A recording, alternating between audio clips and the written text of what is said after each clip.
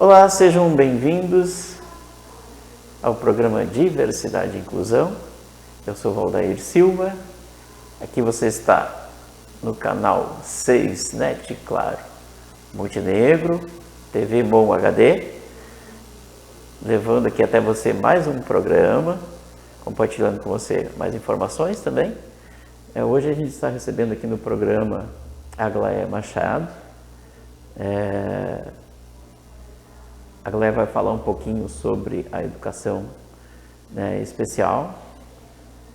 Obrigado pelo aceitar o nosso convite, Aglaé. Eu que agradeço, Valdair. Gostaria que tu falasse para os nossos telespectadores, para os internautas que também nos acompanham depois, né? O nosso programa depois ele vai nas redes sociais da TV MON. A tua atuação, né, enquanto educadora, né, na área da educação especializada, né, e depois na sequência a gente vai falando sobre as tuas outras áreas de atuação. Bom, Valdair, então eu já atuo, né, há quase 20 anos na área da educação.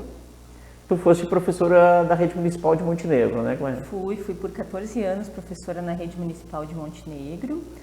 Em 2018 eu pedi a minha exoneração, né, por conta então da minha jornada de estudos que não estava sendo compatível, né? Sim. Estudar, trabalhar 40 horas, então estava realmente difícil conciliar, né, a carga horária. E aí então pedi uma licença interesse que não foi concedida e daí então decidi por me exonerar, né, me demitir. E aí tu partiste para outra área de atuação dentro da mesma da questão da educação especial. Eu sempre trabalhei com a educação especial, na realidade, né? Enquanto orientadora educacional, sempre dei esse suporte para os professores dentro da escola, tanto que na minha formação inicial na pedagogia e o trabalho com a orientação educacional dentro do município, o primeiro curso que eu fui buscar foi a psicopedagogia, né? Para ajudar a entender um pouco essas questões da sala de aula e as dificuldades que os alunos têm, né? E não conseguir se alfabetizar, e não conseguir estar acompanhando o ritmo da sala de aula, né? Dificuldades de aprendizagem, para poder entender e para poder também ajudar os colegas professores a dar esse suporte, né? Pensar em alternativas, estratégias para o trabalho da sala de aula, porque o orientador ele faz esse suporte para a criança, para o professor e para a família, né? Então, minha primeira formação continuada foi uma especialização na psicopedagogia. E então, nesse momento, na psicopedagogia, o meu estágio foi na APAE. E ali já começou, então, a minha caminhada, né, abraçada com a educação especial. Muito bem. Fiz um estágio aqui na APAE de Montenegro, né, no qual as meninas, lá em 2005, estavam querendo fazer um processo de inclusão das crianças. Elas tinham muitas crianças com uma deficiência intelectual leve, que tinham potencial para estar na escola regular e estavam ali segregadas dentro da APAE, né, só frequentando aquele espaço, mas com todo o potencial de estar frequentando a escola regular. Sim. Então nós fizemos todo um trabalho nesse ano de 2005 com as famílias, com as crianças e com os professores das escolas regulares, né, que eram municipais, estaduais e até particulares. Na época tinha também uma escola particular participando, que receberam essas crianças para a gente fazer o acompanhamento e a inclusão delas nessas escolas. Então foi um projeto super bacana, super bonito. Legal. Para que essa inclusão acontecesse com sucesso, para as crianças serem bem acolhidas, para que os professores conhecessem essas crianças, o potencial de aprendizagem delas, para que as famílias se sentissem seguras em sair da APAE e ir para a escola regular, que era um novo mundo, um novo espaço que essas crianças estavam frequentando, né? Então foi muito bacana esse trabalho, foi um trabalho bem prazeroso e exitoso, assim. Essas crianças continuaram a sua jornada, né, e concluíram a sua escolarização na escola regular, a grande maioria delas. Poucas exceções que acabaram não se adaptando. Sim, mas como pode acontecer, né, Aglaé? Sim, é um processo que às vezes, né, a gente tem que ir tentando, e se não der certo a gente não tem nenhum problema em estar retornando, a gente tem que pensar o que é melhor para a criança, né? Então, exatamente. Esse sempre vai ser o nosso foco, a criança. Bom, e aí a partir daí, então, a partir da tua exoneração no município, tu partiste para iniciativa privada? Como é que está a tua atuação hoje? Na realidade, eu saí do município 40 horas e trabalhei 3 anos em Broxira, que é o nosso município vizinho, né? Sim. Na coordenação pedagógica, ainda também dando esse suporte, implantando lá em Broxira também a questão da sala de recursos, do atendimento educacional especializado, que é esse suporte também para a educação especial.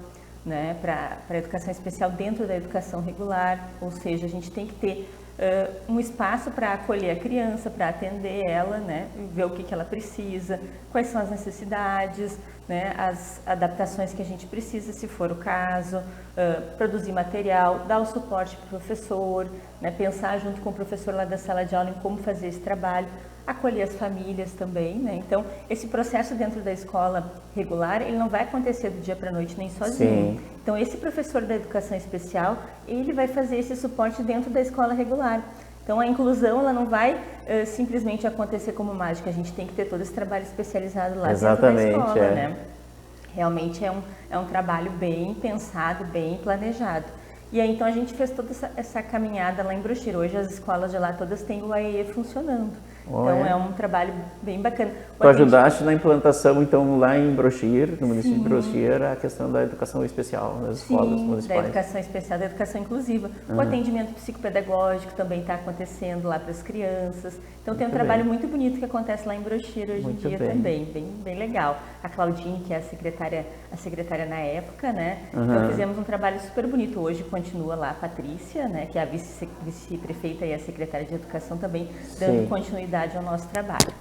E a partir depois de Brochir, qual a tua caminhada foi? E aí, a partir de Brochir, nesse meio tempo, quando eu saí do município, eu já estava trabalhando na Uniaselv com a formação de professores, mas né, esse é um trabalho que também tem a ver com a educação inclusiva, mas numa outra frente, né, que é formar novos professores já com essa perspectiva da inclusão, né? E depois, então, quando eu saí de Brochir, eu fui para o Colégio Marista Rosário, em Porto Alegre, e aí fui trabalhar diretamente, então, com os alunos, né, da educação especial. Fui trabalhar no AEE, no Atendimento Educacional Especializado lá do Marista Rosário. Eu e mais 2 colegas fizemos, né, esse serviço dentro da escola, que é uma escola bem grande, são 3.000 alunos. Nossa, o Colégio Rosário em Porto Alegre, todo mundo conhece. Quem não conhece, né? Eu acho que é uma escola bem conhecida, é uma rede, né, que tem em todo o Brasil e fora do Brasil também.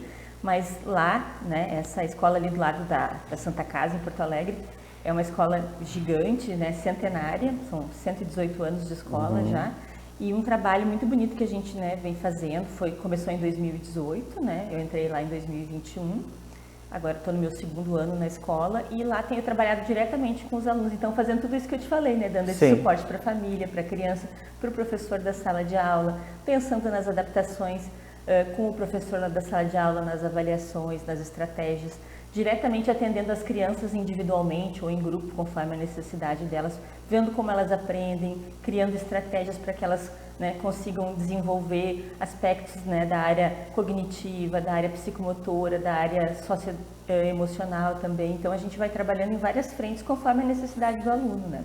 Então, no caso, na escola Marista Rosário, tu atua diretamente na área da educação especial, inclusiva. Sou professora do atendimento educacional especializado, que é a professora da educação especial dentro da escola. Sim. E na Uniaselv, Léa?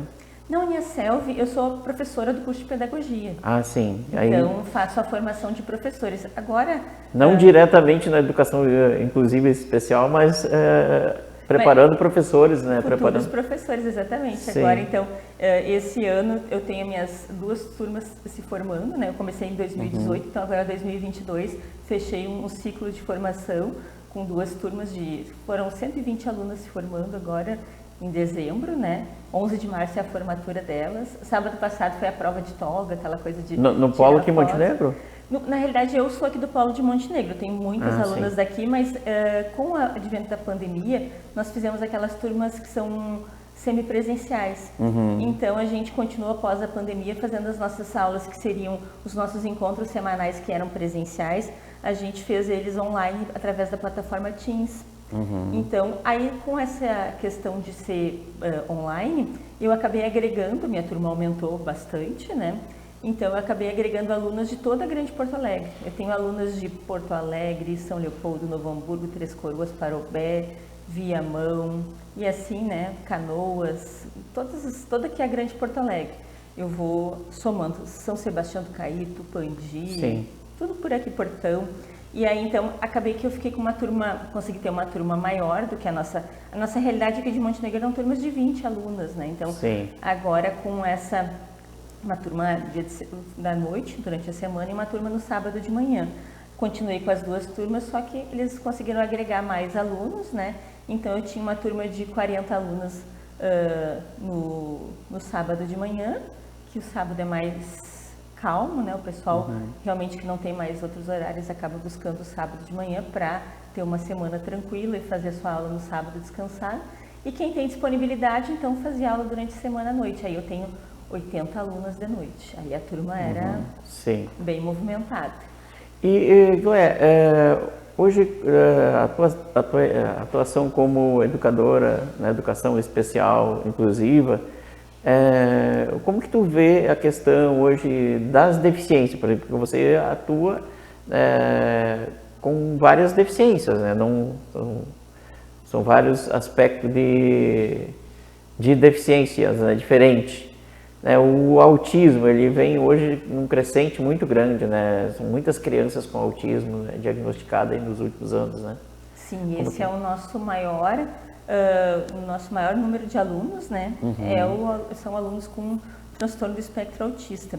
Eu trabalho com alunos com deficiência intelectual, alunos com autismo, alunos com deficiência visual, auditiva, alunos com altas habilidades também, né? Porque parece que é um público invisível, né? A gente acaba se preocupando só com quem tem alguma dificuldade, alguma necessidade, mas esses alunos também precisam de atenção, porque eles estão precisando de um complemento, de um suplemento, porque às vezes estão, né, ali precisando de uma injeção de ânimo, porque estão desanimados, está faltando alguma coisa para eles na escola, a escola está deixando a desejar. Então também são alunos que precisam de atenção, alunos com paralisia cerebral, enfim, mas o autismo realmente vem num crescente que é até, eu diria assim, assustador, né? Porque a gente via sempre isso assim nos Estados Unidos, né?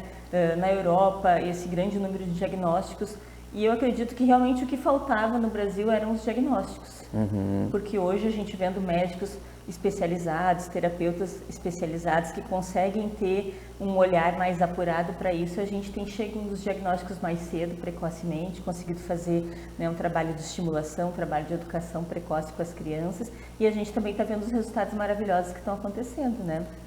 Os nossos autistas na escola participando, crescendo, evoluindo, indo para a faculdade, mas realmente é um número bem grande, é o nosso público em maior número são os autistas.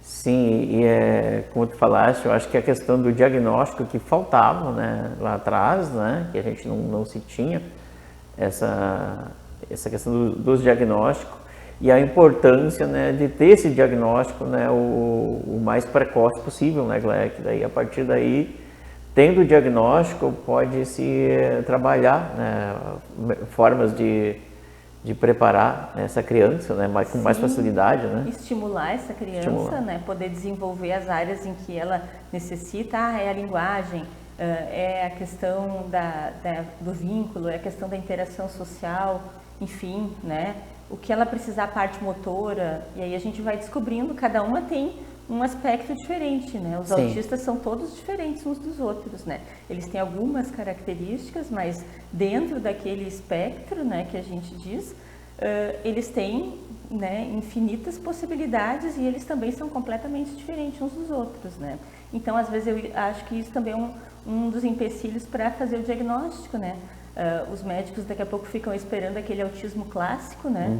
O aluno tendo as estereotipias, balançando, mexendo as mãos, né? Não falando ou não interagindo, e não. Tem autistas que interagem super bem, tem autistas que são super empáticos, né? Não é o caso. Então, não dá pra gente se balizar por um ou outro, uma ou outra característica, né? Então... E para a família, qual o momento, assim, momento que a família, de repente, possa procurar em fazer um diagnóstico, né, a partir que ela perceba que a criança não está, né, tendo o desenvolvimento adequado na escola? Como se daria isso, né, para a gente deixar uma mensagem aqui para as famílias ficarem um pouco mais atentas na questão da educação, né, da criança, né, como que está indo na escola. Valdair, esse tem sido o grande mote das formações que eu tenho feito com os professores. Esse ano eu fiz muitas formações com professores e professores que são pais, professores que são mães, que têm buscado essas informações, né? Na realidade, o que a gente precisa ter de sensibilidade para lidar com as crianças e lidar com os adolescentes, porque tem muitas crianças que vão ser diagnosticadas, que vão ser, digamos assim, descobertas, né? Lá na adolescência, quase na vida adulta, vários casos de adultos, né? Porque esse primeiro diagnóstico é da família, né? Exatamente. Às vezes não acontece na família. Por quê? Né? Bem por isso que tu está trazendo assim. Porque a família não tem um parâmetro dos marcos do desenvolvimento.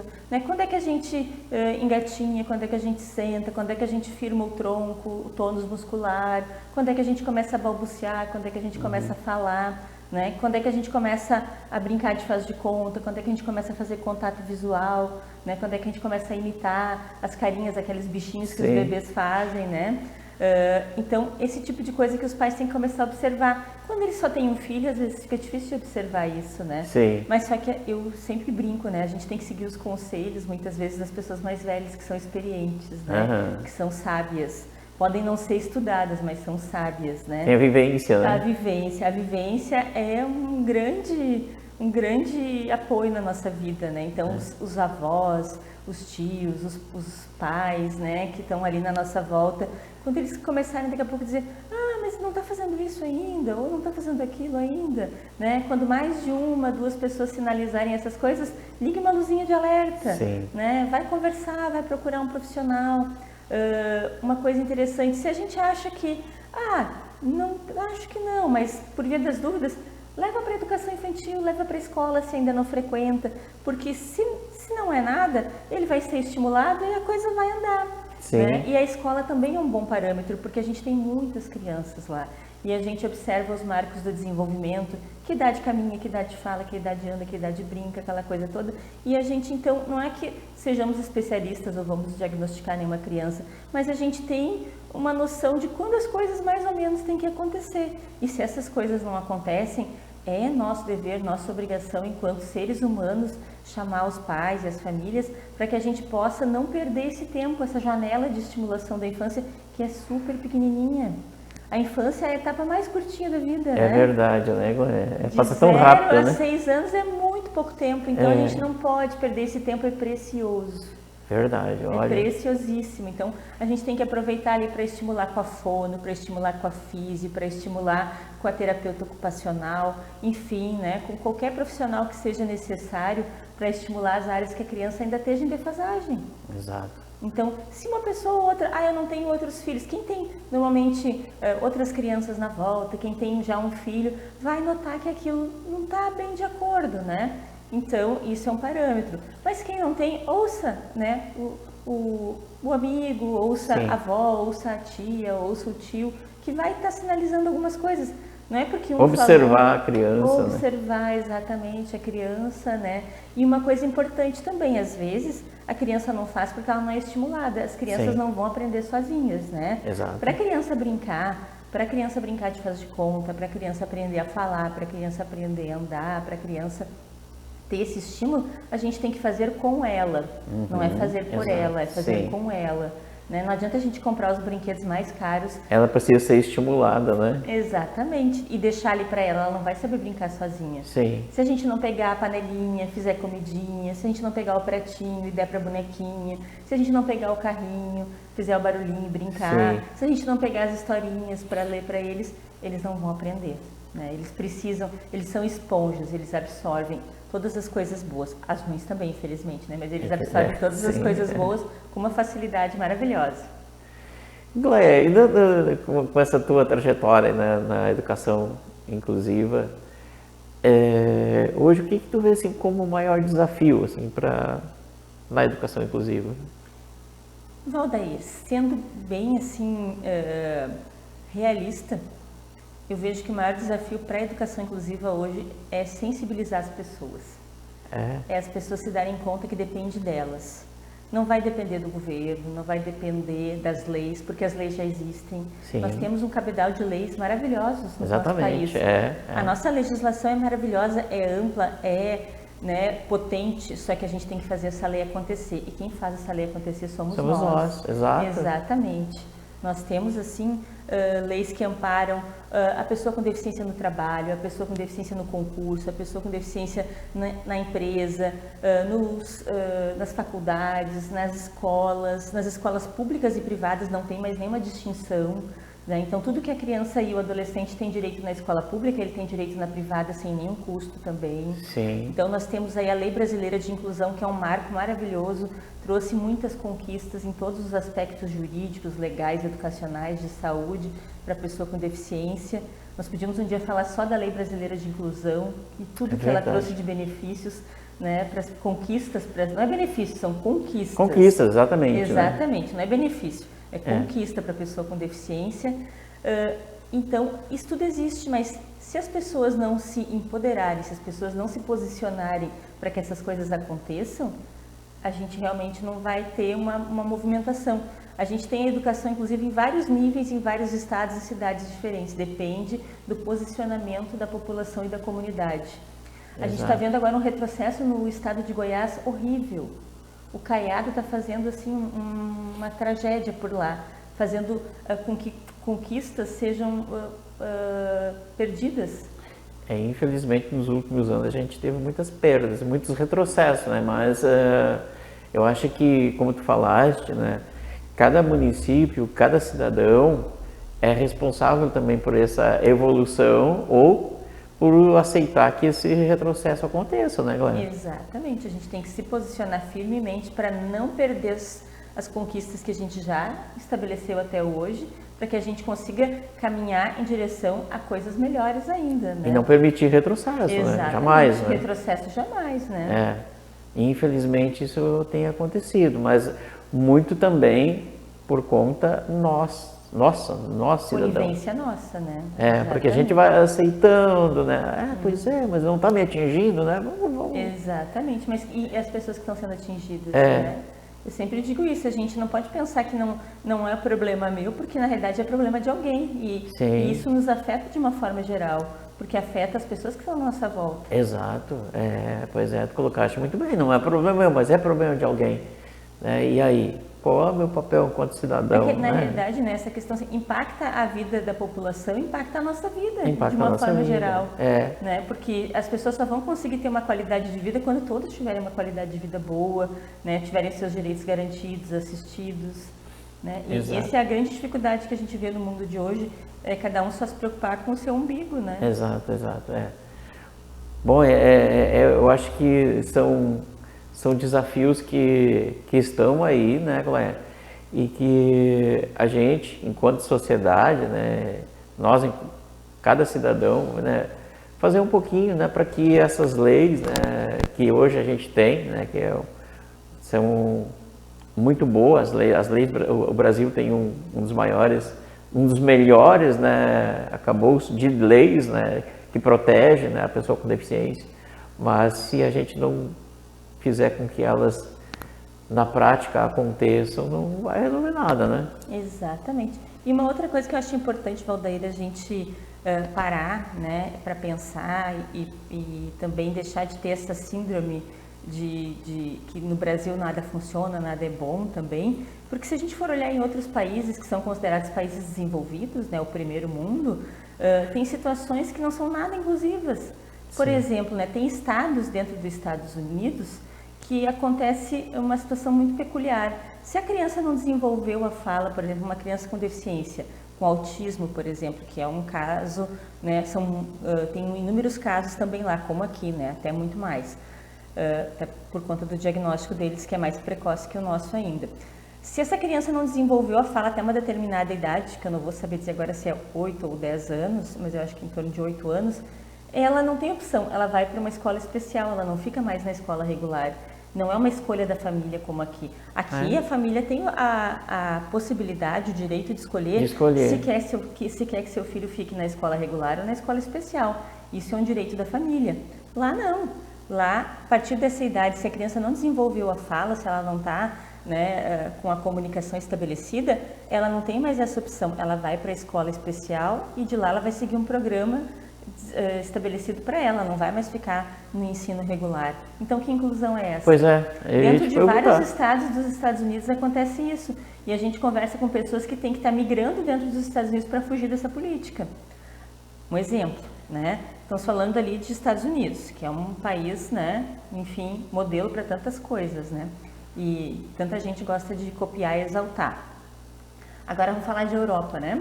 Por exemplo, na Holanda, eles têm a questão da escola especial. Se uma criança tem um laudo, ela vai para a escola especial, ela também não tem opção de frequentar a escola regular, não tem um sistema inclusivo, um sistema educacional inclusivo. Ela vai para a escola especial. Não adianta a família querer ou a mãe querer. E o que acontece, né, Gléia? Como que a gente vai falar de inclusão? Como que a gente vai falar de participação da pessoa com deficiência na sociedade se a gente já começa lá na educação segregando, né? Separando essas crianças? E a questão toda que eu pergunto, né? Quando que no mundo real a gente tem dois mundos paralelos? Sim, pois é. Né? A gente não tem dois mundos paralelos, as pessoas vivem no mesmo mundo, né? Dentro do trabalho, dentro da sociedade, dentro da vida real, não existe dois mundos. Lógico que se a gente for fazer uma análise, existe o mundo dos ricos, o mundo dos pobres, mas esse é uma outra instância. Agora, né, em termos de sociedade, de saúde, de educação, né, de vida social, nós temos um mundo só, onde as pessoas estão ali para conviver. Não Sim. existe um mundo inclusivo e o mundo regular e o mundo especial, né? Não, então, não. O mundo tem essa perspectiva de todo mundo estar junto. Exato, Né? exatamente. Então, esse mundo inclusivo, ele tem que ser construído, porque realmente ele ainda não está existindo, ele está em construção, depende de nós. Exato, exato. E uma sociedade, né, que conviva, né, com as diferenças, né, ela com certeza vai ser uma sociedade melhor para todo mundo, né? Não, eu não tenho dúvidas disso, porque, por exemplo, quando eu fui aluna, né, no ensino fundamental, eu não tinha colegas com deficiência na minha sala de aula. Então, o que eu tinha de experiências, né? Para mim era uma coisa nova. Quando eu cheguei na faculdade, eu já tive colegas com deficiência. Aquilo para mim foi um ganho imenso, porque eu aprendi na prática como era conviver com uma pessoa surda, como era conviver com uma pessoa cega. Então, fui vivenciando aquilo de uma forma, né, cotidiana. Quais são as dificuldades, quais são as necessidades que eles têm, né? E essas crianças que hoje estão na nossa rede de ensino, elas já sabem isso de uma forma prática, né? O que é o meu colega autista, o que ele precisa, né? Por que eu preciso ser solidário, ou por que eu preciso também daqui, em algum instante, né, não fazer barulho na sala, porque ajuda ele a não se desorganizar. Então, esses momentos, né, de ser solidário, ser empático com as outras pessoas, eu vou construindo isso no meu dia a dia desde pequenininho. Exato, e é bem mais fácil, né? Muito mais fácil. Se começar a construir, né, desde a infância, facilita as coisas, né, Cléia? Com certeza. Eu trouxe aqui, Valdair, alguns livros para quem quiser saber um pouquinho mais, tá? Sim. Sobre a educação inclusiva. Então, são livros que contam um pouquinho... Pode né? deixar as dicas aqui para nós, Cléia, para os nossos telespectadores. Sim, são livros que contam um pouquinho dessa questão da caminhada dos professores em relação à construção da educação inclusiva, né? Então, temos aqui Caminhos para a Educação Inclusiva, que foi feito a partir de uma pesquisa, um trabalho com professores aqui de Montenegro, né? Que fazem um trabalho de educação com essa perspectiva da inclusão. Estou mostrando aí para os nossos telespectadores. Caminhos para a Educação Inclusiva. E eles, então, fazem esse trabalho sem ter uma formação especializada, porque a grande questão é as pessoas dizerem que mas eu não estou preparada para isso. A gente vai se preparando no caminho. Sim. Né? A gente faz o caminho caminhando. Então, a partir de uma pesquisa feita aqui com os professores de Montenegro, das concepções sobre inclusão, os saberes que são necessários, a importância da experiência, né? Como encontrar o livro, Glenn? O livro está à venda na internet, nas editoras, na Amazon, né? Sim. Comigo também, né? Contigo também? Comigo também. O livro é meu, né? Então... Tu quer... A escritora é você? Isso, a escritora sou eu. Tá, e tu queres deixar um contato? Posso deixar o meu contato, vou deixar meu telefone com vocês então. O meu telefone é 51991227677. Quem quiser pode entrar em contato comigo pelo WhatsApp ou por telefone, né? Ou pelas redes sociais, Gléia Machado, Instagram, Facebook, pode entrar em contato também por lá, para pedir, né, o livro e a gente alcança então. Esse outro aqui, desenvolvimento profissional e educação especial, então fala um pouquinho sobre a trajetória desses professores que foram se dedicando para a educação especial, né? Professores que daí fazem esse trabalho como eu no atendimento educacional especializado. Também um trabalho com professores aqui de Montenegro. Também é de tua autoria? Também de minha autoria. Olha aí, ó, temos... Esse aqui, então, é um trabalho que foi feito aqui na pandemia pelo meu grupo de pesquisa, né, o grupo pelo qual eu participo lá na PUC, com a professora Andréia Mendes, né, que foi minha orientadora no pós-doutorado. O cotidiano e os sentimentos da criança no período da pandemia. Então, nós trabalhamos com mais de 1000 famílias, né, pesquisando sobre os sentimentos e o que se passaram nessas crianças nesse momento da pandemia. Então, um trabalho bem legal feito agora nesses 2 últimos anos, Sim, bem atual. bem atual, né? Isso, do nosso grupo lá da PUC. Só repete o nome do livro, para nós. O cotidiano e os sentimentos das crianças no período da pandemia por coronavírus. E o primeiro livro que nós falaste, repete. O anterior é o desenvolvimento profissional e a educação especial. Maravilha. Aí ele se encontra Esse aqui também. nas plataformas também? Isso, tem para vender também pela internet. Ou direto contigo? Ou direto comigo, exatamente.